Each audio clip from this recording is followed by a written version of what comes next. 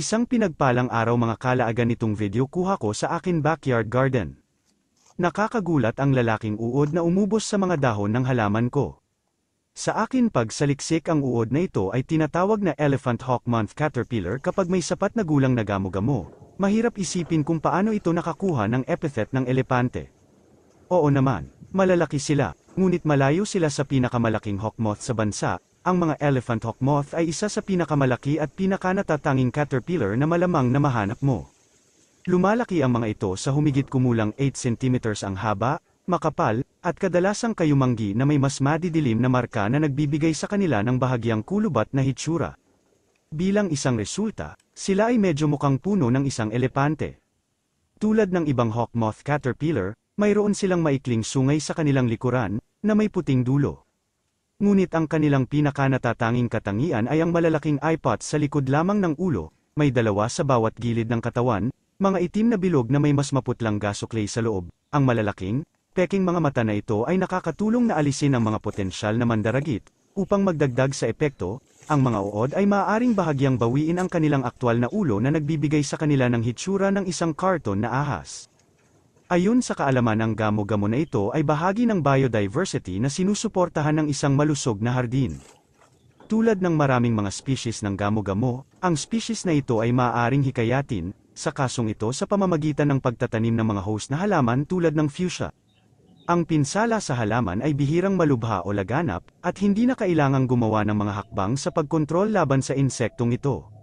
Sa karamihan ng mga kaso, ang anumang pinsala sa halaman ay hindi napapansin at ang mga higad na ganap na pinakain ay matatagpuan sa malayo sa planta ng pagkain, naghahanap ng isang lugar upang ilibing ang kanilang mga sarili at pop-ate, kung ang pinsala ay malamang na maging malawak kapag ang pagpapakain ng mga uod ay natagpuan maaari silang alisin sa pamamagitan ng kamay at posibleng ilipat sa isa sa mga wildflower host tulad ng rosebay willow herb. Ang mga gamo-gamo ng elephant hawk or caterpillar ay isa lamang sa maraming uri ng gamo-gamo na maaaring suportahan ng mga hardin. Sa humigit kumulang 2,500 species sa Britain, ang mga moth ay napakahalaga, magkakaibang at kawili-wili.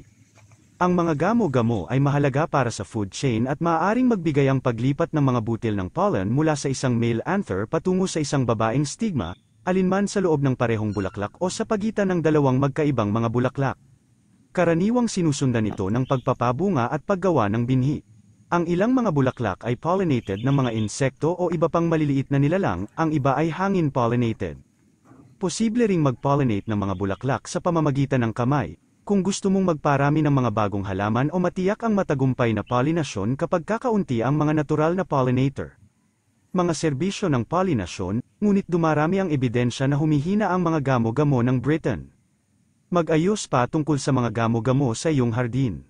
Hitsura malaki, 80 hanggang 85 mm ang haba, kayumanggi o berdeng mga uod na may itim at rosas na betik sa mata at isang maliit na itim na sungay sa hulihan. Karaniwang matatagpuan sa huli ng tag-araw hanggang sa unang bahagi ng taglagas, ang uod ay kumakain ng mga dahon ngunit ang malawak na pinsala sa mga halaman sa hardin ay bihira, at ang gamo-gamo ay maaaring mahikayat. Ang mga uod ng moth na ito ay kumakain ng iba't ibang halaman kabilang ang rosebay willow herb, Himalayan balsam at bedstraw. Sa mga hardin sila ay karaniwang matatagpuan sa fuchsia. Maraming mga uod ang may paboritong pagkain at ang mga lawi ng elepante hawk moth or caterpillar ay walang pagbubukod. Bagamat matatagpuan ang mga ito na kumakain ng malawak na hanay ng mga halaman, kabilang ang mga balsam at bedstraw, kadalasang natutuklasan ang mga ito sa mga willow herb at fuchsia. Hindi sila laging madaling makita, dahil ginagawa nila ang karamihan sa kanilang pagpapakain sa gabi. Kapag sila ay maliit, ang mga higad ay berde at mahusay na camouflaged. Madalas nilang ginugugol ang araw na nakatago sa ilalim ng isang dahon sa kanilang piniling halaman, habang lumalaki sila at pinagtibay ang kanilang mukhang puno ng kahoy, nagsisimula silang mag-commute sa halip, ginugugol nila ang araw na nagpapahinga sa lupa sa ilalim ng halaman, naglalakbay sa tangkay upang pakainin kapag madilim, sa mainit-init na mga araw, maaari silang bumangon ng mas maaga upang magpalipas ng hapon na magbabad sa isang kilalang posisyon. Ang elephant hawk moth caterpillar ay isang medyo kakaibang hitsura ng critter na may malaking bulbous na ulo na parang nakasuot ito ng helmet. Ang malalaking uod na ito ay may dalawang mahabang sungay sa ibabaw ng ulo nito na parang mga putot ng elepante, at ang kulay ng larva na ito ay halos kapareho ng kulay ng elepante. Ang mga cat-angie tanging uod na ito na parang ahas ay may kulay abo-berdeng katawan na may mga markang itim at orange na mga spot na tumatakbo sa kanilang mga gilid. Pag-uugali ng elephant hawk moth. Ang mga gamo-gamo ng elephant hawk ay kilala sa kanilang pambihirang kakayahan sa paglipad at maaring lumipad tulad ng mga hummingbird kapag kumakain sila ng nectar sa mga bulaklak sa gabi. Pagsapit ng takip silim, dumudugo sila sa mga lugar kung saan sagana ang mga bulaklak, tulad ng mga urban garden at madamong tirahan, at lilipad sila ng malalayong distansya para hanapin ang mga ito kahit nakakakain pa lang nila sa ibang lugar. Bagamat maaaring lumitaw ang mga elephant hawk moth caterpillar noong Hunyo, madalas silang hindi napapansin hanggang sa huling bahagi ng tag-araw. Sa puntong ito, mas malaki na sila at mas madaling makita. Gayunpaman, ang talagang nagsisimulang magbigay sa kanila ay ang kanilang ugali ng pagala-gala. Noong Agosto at Setyembre, ang ganap na pinakakain ng mga uod ay umaalis sa kanilang food plant at gumagapang sa paghahanap ng lugar na mapupuntahan.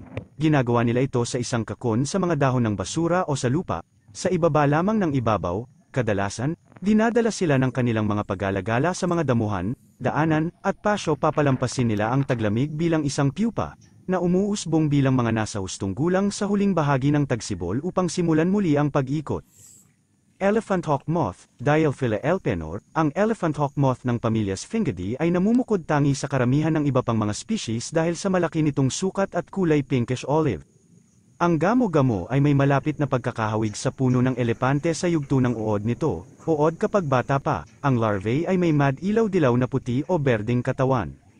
Sa pagkahinog, sila ay nagiging brownish-gray na may mga itim na tuldok. Mayroon pa silang sungay o pabalik-balik na gulugad sa huling bahagi ng tiyan, pati na rin ang dalawang itim na eyepot na malapit sa kanilang ulo. Umiiral ang mga pagkakaiba-iba ng kulay, at sa ilang species ng moth ng lawi ng elepante, maaaring magmukhang berde ang hinog na larva. Ang kanilang kabuoang taas ay 7.62 cm 3 pulgada, habang ang kanilang timbang ay mula 0.14 hanggang 0 pound.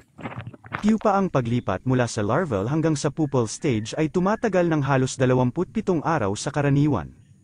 Ang pupae ay may kayumangging katawan, na minarkahan din ng maitim na kayumangging betik. Lumilitaw na itim ang dibisyon sa pagitan ng bawat isa sa mga segment.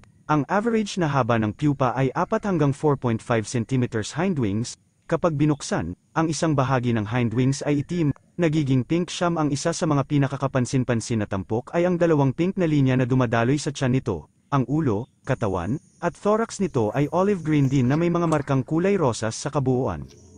Haba ng buhay ng matanda humigit kumulang 5 linggo. Host plants: Himalayan balsam, rose bay willow herb, fuchsia, bedstraw, dahlia, lavender. Adult diet: nectar ng mga bulaklak na gumagawa ng nectar o nananatiling aktibo sa gabi. Ang larva at maging ang mga adult moth ay mukhang malaki at mabangis, ngunit hindi sila kumagat at hindi nakakalason sa mga tao at mga alagang hayop.